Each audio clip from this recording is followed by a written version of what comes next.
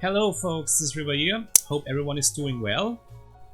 I have some good news to share with you. On February 11th, the new Tree of Savior update episode 11 will hit, which is titled Forever. And I wanted to take this opportunity right now to go through all the announcements the publisher made on the homepage, and yeah, to give you a little bit of overview what you can expect. So the first thing I wanted to introduce to you is the 5 new classes we get with this update. The first one is the Boson Blader in the Swordsman tree. Then we have the Terramancer in the Wizard tree, the Arbalester in the Archer tree, the Crusader in the Cleric tree, and the Rangda in the Scout tree. Boson Blader is very straightforward. It's kind of like a Doppelsurgeon, a Barbarian, or Highlander. Terramancer specializes on earth magic. It's kind of unique compared to all the other classes we have in the game right now. Arbalester, pretty straightforward, is kind of like a super beefed up version of Quell Shooter that is offensively pretty strong. Crusader is kind of a novelty in the game right now, or when it gets added, because it's a class that has a skill called Chant that is kind of a stance. So you can choose if you either want to focus on heal magic or DPS holy magic. And Rangda is also kind of a new class in the Scout tree because it's centered around debuffs. So I'm going to get more in depth about the classes when I switch tabs. Let me just get through what is written here. So equipment and item changes. This is just a small explanation by the developers about why they are doing the things that they are describing here. So random bonus stats. The maximum bonus of stats obtainable will be identical for all equipment grades, and the item of unique grade or above will be guaranteed to have bonus stat equal to at least 80% of the maximum possible state. This is very good because those random bonus states you can get on unidentified equipment that drops by monsters is in most of the cases pretty shitty, and it's a huge silver sink, and I personally stopped doing it. Instead I just dismantled pretty much all the unidentified gear I got, because after you spend a few millions on this it was not worth it. So it will be interesting to see how this will change. I will definitely try out a few armor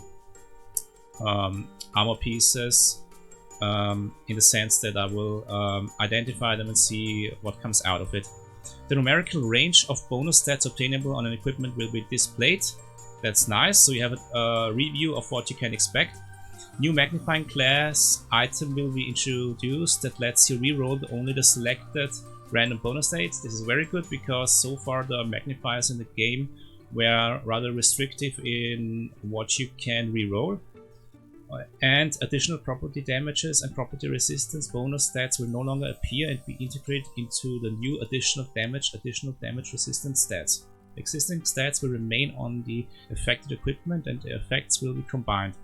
This is very good. So you have less of an RNG factor, since 2 RNG lines will be combined in 1.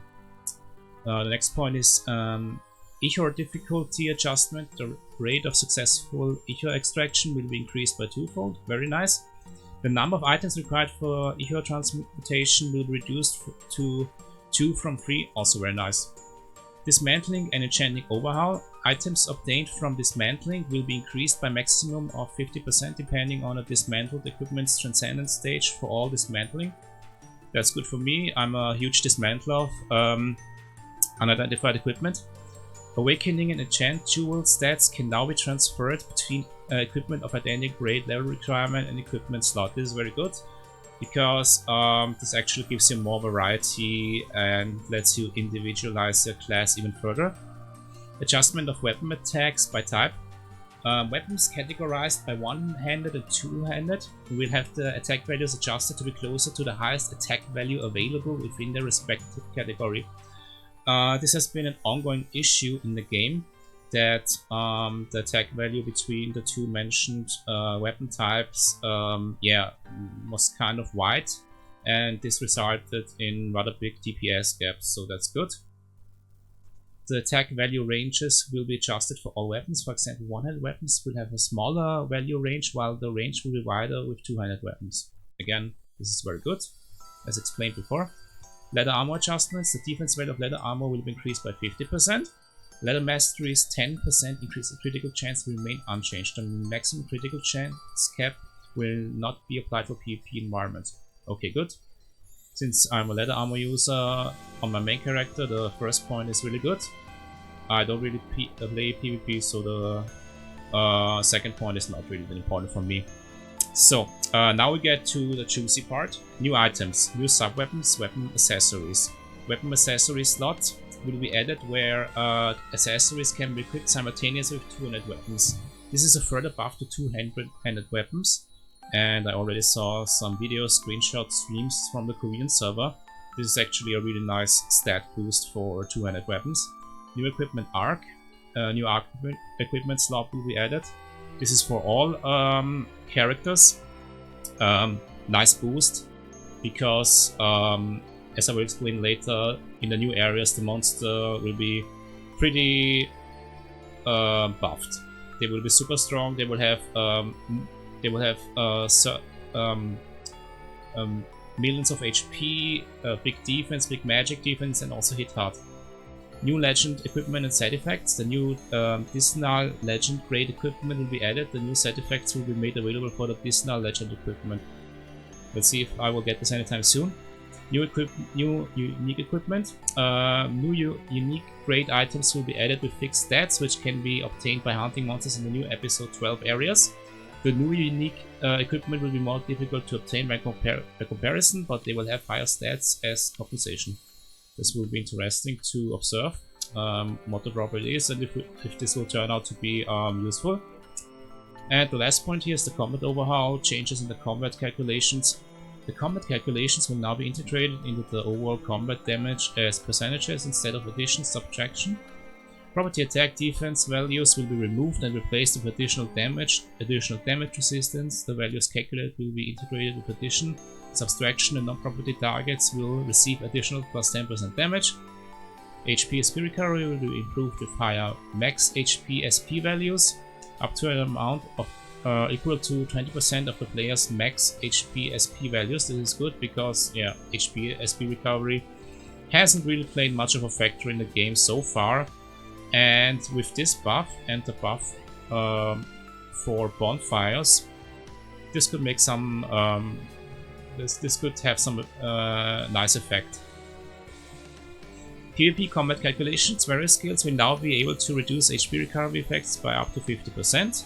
Various skills will now be able to remove enemy buffs and allied debuffs. Calculation for critical resistance, block, and evasion will now be adjusted to be just as effective as attack-based stats. Best chance for critical strikes, blocks, and accuracy will be added and reflected in the combat mechanics. Increased chance for evasion will be added when battling enemies of lower levels, which will range from 2 to 60%. They will be integrated into the combat calculation at first step through multiplication. Good for people that fight in the PvP arena, gemstone feud, and in the territory wars. New content, new areas and quests will be added for episode 12. Silos and mercenary post missions will be merged with the level 400 instance dungeon and be available during different days of the week. This is very important. This changes the dailies your characters do greatly, so definitely something to look out for and try. Challenge mode episode 12 areas will now provide increased item drop rates up to 5 times based on the number of players belonging to the party. This incentivizes people to party up in the new area, so that's great. And also because the areas in episode 12, the new ones, are rather challenging. Goddess Blessing event will be added for unique raid casual, which will be similar to the Goddess Grace event. So it's like a silver sink with items which you can obtain through offering silver. So that's that. Let's get to the in-depth class and skill descriptions. You can read through this yourself. You have here Blossom Blader, sorry, with all the skills. As I said, a pretty straightforward class. You have this flowering debuff, which is like the starting point for Blossom Blader skills. You have the attribute skill explanations, and here you have a GIF of Blossom Slash. So the attack animations for Blossom Blader looks quite nice. Next we have Terramancer. As you can see, Earth focused magic. What you should notice about this class is that they have really high skill factor rates. So even though they might be the most underpowered class of the new 5 classes, it's certainly something to try out and play around with, especially for this skill, Rolling Stone. Here is the animation for the skill. This skill is very interesting because as far as I know, it should still have the attribute where you begin to charge the skill and immediately cancel it in order to reset its cooldown. So this way you can achieve insane amount of damage just by charging it for a small amount of time, damaging enemies due to the high skill factor, and then cancel it, use it again, and go back and forth without any cooldown or anything. So if you always wanted to try out an Earth-based mage class in the game, here it is. Arbalester, pretty straightforward. Almost all of the skills, or all of the skills, are attack skills, with Shining Burst being the strongest one. As far as I know, this one is Diablo influenced. Then we got Crusader, pretty much the most unique classes of all the new classes introduced. As I said, the chance skill, in order to decide if you want to do healing or if you want to do magic. They have an attribute and arts that lets you have both stands at the same time, which is very useful. And then we have the attack skills here. Crusader is really strong. That's what I want to throw out first hand. It's probably the strongest class of the 5, as I said. And yeah, their attack skills are pretty insane. Ranga is a very interesting case. You have here this one skill called Kutukan, which changes one of the monsters into a Kappa-like monster and then damages all the other monsters nearby by a really high amount. And here you got the Dark Property attack skill that increases that stat, Simone skill for Barong, and other debuff skills. Rangda doesn't look strong at first, but it received some buffs shortly after being released on the Korean server. So we should already get the updated version, and Rangda should be really good.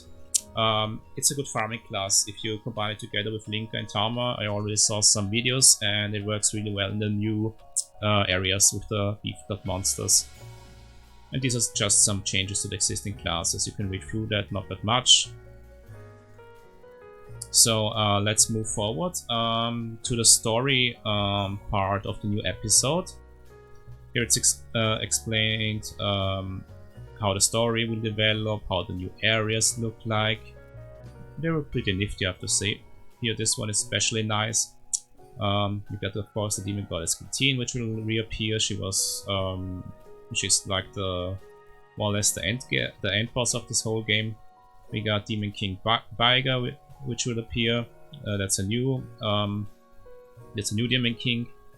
Here we got another enemy, which you can only see the silhouette for, but we already know what it looks like. So I don't have the picture on hand, so please excuse me, but she looks nice. Or you can just go on the Korean website tos.nexon.com and look her up.